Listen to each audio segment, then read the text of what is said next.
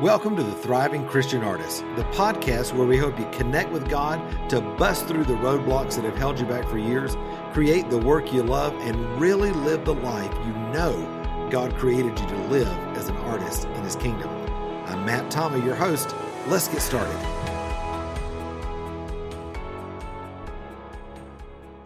Well, hey, everybody. Welcome to the podcast. I'm Matt Thomas, your host, and I'm so excited to have with me my friend, artist, and incredible person, social media guru, Paulette Insall. Paulette, welcome to the podcast today.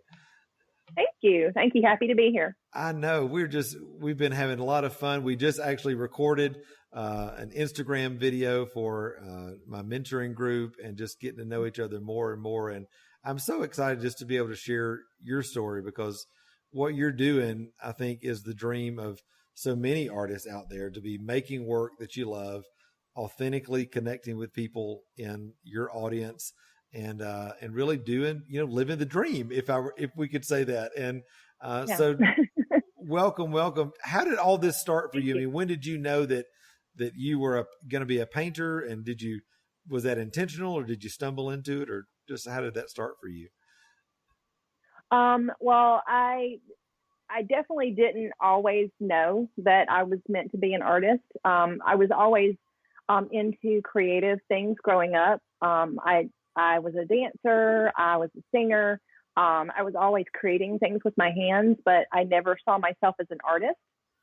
And back in, I'd say it was probably about 2000 or 2001, I started looking into art and like more traditional forms of art and glass art, and I just felt like I needed a creative outlet. And I just felt like that was something that was lacking in my life.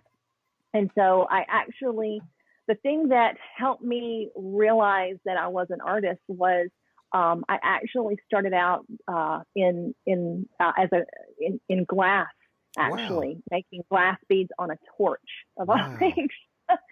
So doing that is what helped me to realize that I was an artist. And I was actually creating what like these beads that were probably about like this big, on a what's called a mandrel.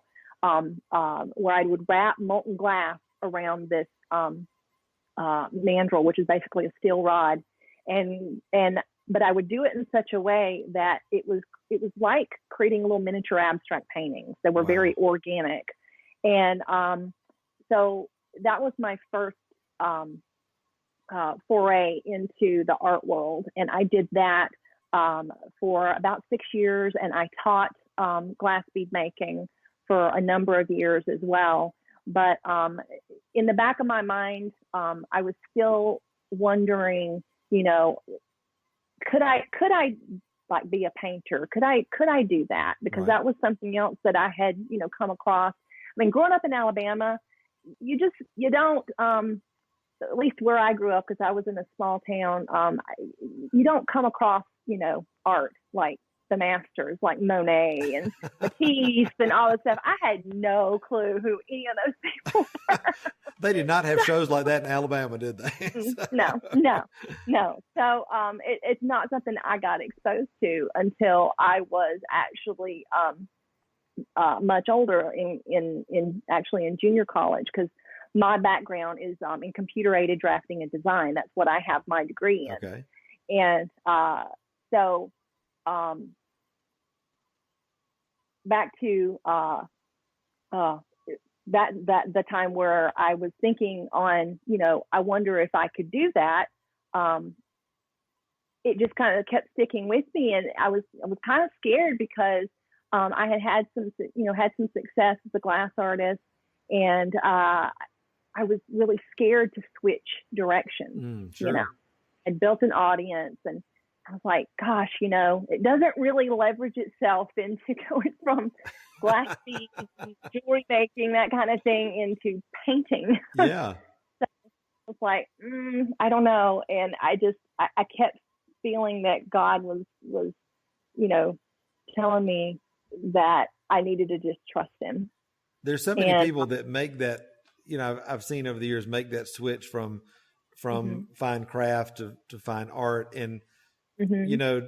people used to ask me years ago, what's the difference between craft and art? I said, well, honey, about $1,000. But no, it's no, but I think, when you think of craft and like what I do with basketry and, what you were doing with glass beads, there are certain techniques and rules that you really have to master in order to be able to do what you do. Whereas in painting, I know there are obviously rules with color and, things like that, but what you do now is so expressive and intuitive and that sort of thing. I'm just wondering, are there lessons that you learned from the glass world that you still are incorporating in your journey today?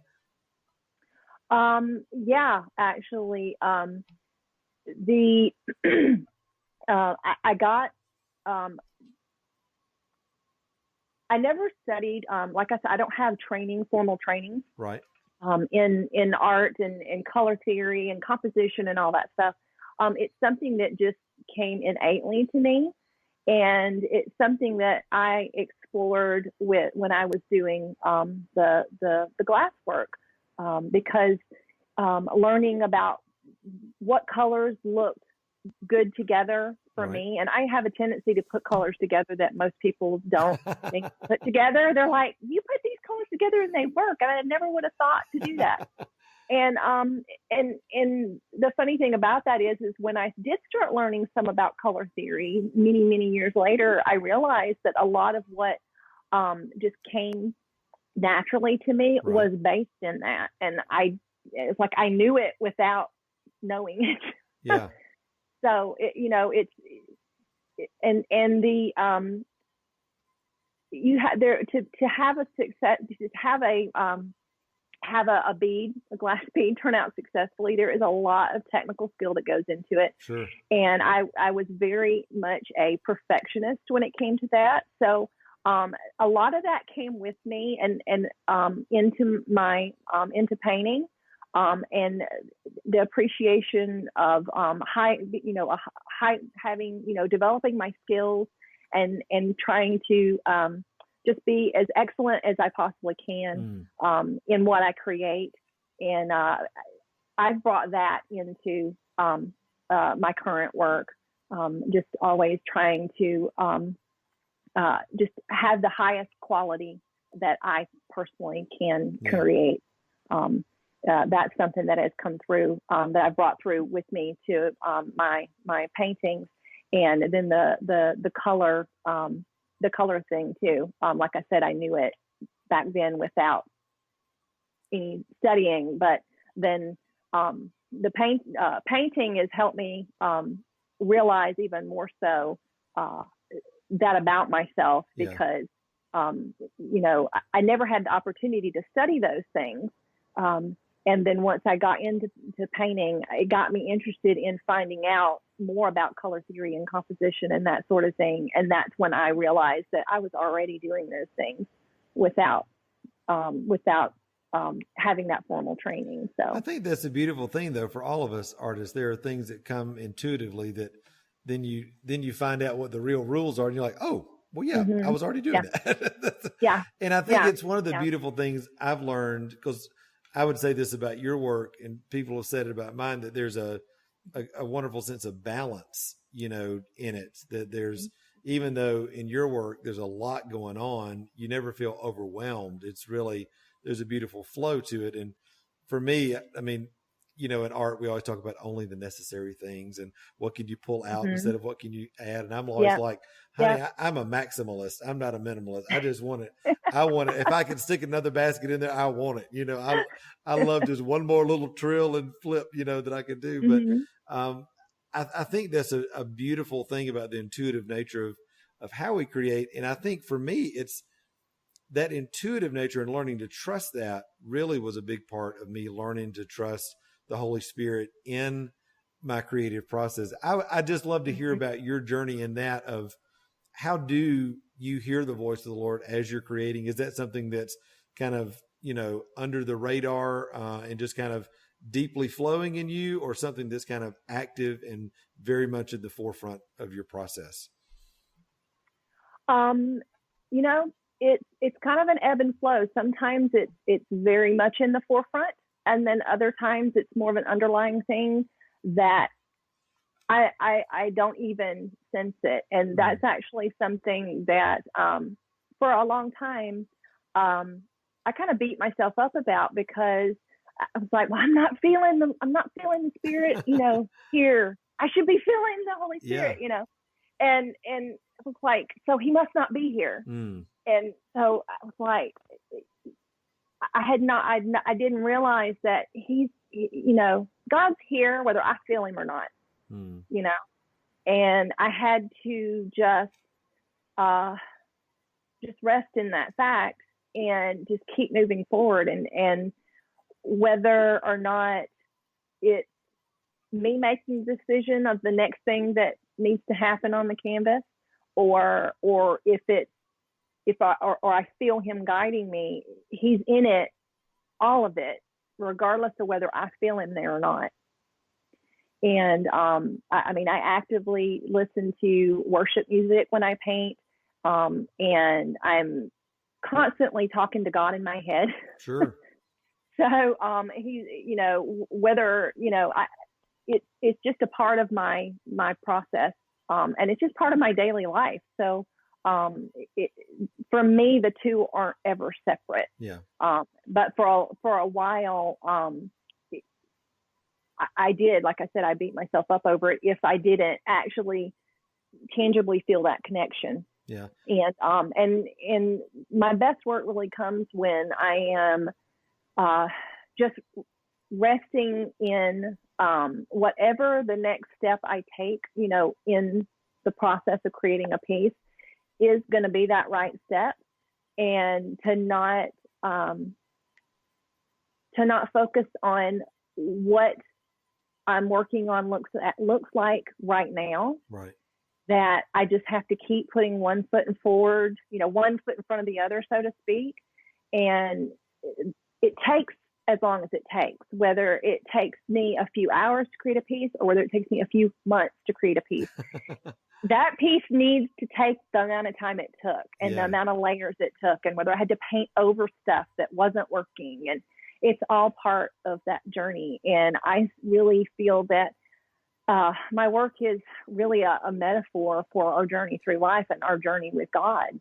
So, yeah, absolutely. Yeah. I know for a lot of people that, especially as believers, there can be a real tendency to over-engineer the creative process, and especially when it comes to hearing the Lord. And you've heard me say this before, that I really believe that God creates, cares that we create, as opposed to caring so much about what we create. It's not about, is this an XYZ or whatever, but is it, are we engaged in this intuitive process with him? And I think over engineering it for so many people can be a really big roadblock and even paralyze the process and shut that down. Have there been things along your journey that you found, wow, this was a really big roadblock for me, or a paralyzing factor in my work that you had to walk through in order to come into the freedom that you're in now? Yeah. My mindset really has actually probably, I'd say it's been my biggest stumbling block. And I've been having to do a lot of work on that. I know you talk a lot about how important it is to renew our minds, right? And so I've had to start making that really something that's in the forefront for me, and something so that I realized, with to do with the mindset component, that I had a lot of false beliefs playing in my head about myself and my work. And when I focused on those things, that would get me stuck. And that would even happen when I was in the studio, when I felt like something wasn't going right, or, a piece wasn't progressing as quickly as I would like it to. If I started focusing on what I was seeing and what I was feeling, the negative part of that, it would cause me to get stuck and I couldn't move forward. Wow. And so I had to find out, what those false beliefs were and figure out like what's the opposite of that? What is actually the truth? Right. And spend time regularly focusing on those truths about myself and my work, and getting confidence in myself and my work and who God says I am and the plan God has for me through my art and what he's doing with my art, and focusing less on these negative things that pop up. That's right. Because those negative things were causing me to get stuck and keeping me from moving forward. And once I started focusing on the good things and the positive things and, the focusing on the reason why I'm doing what I'm doing, it's not for me. It's so that God can work through me and reach other people. That helped me to be able to start moving forward with, some consistency and regularity instead of, one step forward, two steps back. Yeah. And I think I found the same thing, before I started really understanding the power of renewing my mind. You live on this roller coaster just all the time. And this thing, and back, it literally is that being tossed to and fro. But I think learning to renew your mind and understanding, okay, crappy things are going to happen to me during the day. I'm going to feel this way or that way, but that does not define who I am. Jesus defines who I am. Has there been a habit, a practice in your life along those lines or others that you think, wow, employing this in my life, this has really helped me? Maybe it's artistically or the emotional side, spiritual side of things, whatever, that is really like, man, this is a core thing that I started doing that has really helped me and to establish who God says I am. I'd say, I have this tendency to have my mind it just is running constantly, 100 miles an hour. And so when those negative thoughts come in, it takes them and it runs with them. So, I've realized that I do so much better, just in all aspects of my life and my creative process, when I'm spending regular time meditating and taking time to, just quiet my mind, and spend time contemplating those, the positive things, and whether that be what, this could change from day to day. Sometimes it's a scripture. Sometimes it's a piece of the puzzle that God's given me saying, this is where you're going. Yeah.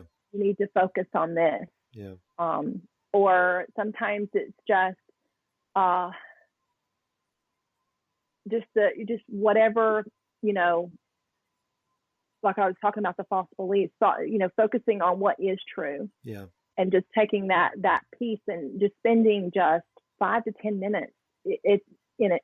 In a day. Sometimes I have to do it in the morning and at night. And then there's days I forget to do it at all. And I notice a difference. Yeah, sure. Just in how I'm able to operate. Because it's so easy to just let my mind overwhelm me. Yeah. And when I get overwhelmed, I just tend to shut down. Yeah. So that's something that when I started doing that with regularity, I had more peace and I had more calm, and I'm able to really look at things more objectively. Right. So, I know for me too, just, cause I think all of us artists are just like, bing, bing, bing, bing. There's so many things, going on all the time. And when the enemy does hit us with those kind of thoughts, they can turn into a life of their own. And I think for me, learning to stop and giving myself permission to stop and say, you know what?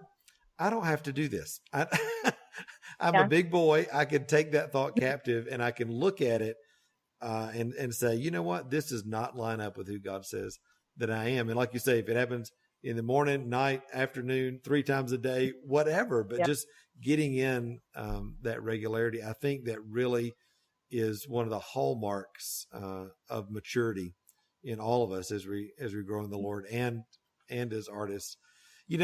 Paulette, there are so many people that will be listening to this podcast right now, and they look at somebody like you, who's got 40,000+ followers on Instagram and selling your work and doing exhibitions, and life just looks perfect. And, you know, you laugh because you're like, it ain't always been this way. You know, what would you say to that artist who is just starting out, or even the one who's stuck on that journey and just is like, man, I just don't know where to go. I just don't know if I can keep doing this. I'm not secure in who God's called me to be. Is there a piece of advice or a couple of things that you would encourage them with today?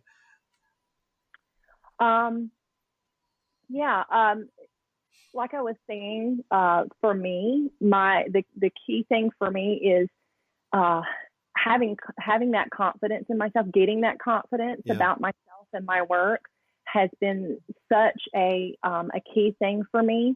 And it's, you know, I still, it's like you said, things aren't perfect. I'm still a human being. I'm still have times where I get off track, but if you can, you know, get that strong foundation underneath you, and realize that that God is with you, whether you feel Him there or not. And like you said, it's more important that we create, not what we create. Yeah. And that's you know, God wants you to focus on your own path and kind of have blinders really on, and not worry about what all the other people are doing. You run your own race. Yeah. And when you focus on what God has called you to do and the path He has for you, rather than what everyone else is doing, it helps. It's going to help you start to gain confidence in what you're doing, because you're not comparing yourself to everyone else. Yeah. So you are where you are because this is where you are on your path, and there's people behind you and there's people ahead of you, but they're not where you are. Yeah. So when you go to start comparing yourself to other people who are further along the path that you are, that's when you run that risk of losing confidence in yourself. Yeah. Because you're not going to get to that place where you need to be, that this person that's further ahead of you, if you spend too much time focusing on, well, why am I not there already? Exactly. You are where you are because this is where you're supposed to be. That's right. And you've got to just stay on this path and get that confidence about yourself and who God says you are. Yeah. So yeah, we got to, I think all of us own our own journey, right? I mean, and just realize this is where I am, and if it takes me a little longer, if I got to go around the mountain 3 times, then okay, I got to do it, and you know, whatever it is, but it's going to progress. I think I just so agree with what you're saying. Just own the fact that God's in control. That as you're leaning into Him, He's the one. You know, we make our plans. The Lord orders our steps, and we can trust that He's got the very, very best for us. Hey, listen, this is so encouraging just to hear a little more of your story. I know people want to connect with you more. So if they're on Instagram or Facebook or the web, how can they connect with you best? Well, my website is just my name. So it's PauletteInsall.com. And on Instagram, I'm at Paulette Insall. And on Facebook, I'm Paulette Insall Art. Awesome. And my last name is spelled Insall. There is no T. Everyone seems to want to put that T in there. So, but yeah, I'm basically, if there's a platform, I'm probably on it to some degree. But my main focus, as far as online, is Instagram, Facebook, and my website. So. Wonderful. And we've got all those links right here in the podcast. People can click on and connect with you. Hey, Paulette, thank you so much for being an encouragement to so many. And I just can't wait to see what the Lord continues to do on your journey. So bless you. Bless you. Bless you too. Hey, thanks so much for spending a few minutes with me today on the podcast. Listen, I hope it's been a huge encouragement to you on your journey as an artist. Hey, also, before you leave, make sure to hit the subscribe button so you don't miss any of the other episodes of the Thriving Christian Artist podcast. And also, be sure to connect with me on Facebook, Instagram, or at my website, which is matttommeymentoring.com. Until next time, remember, you were created to thrive. Bye-bye.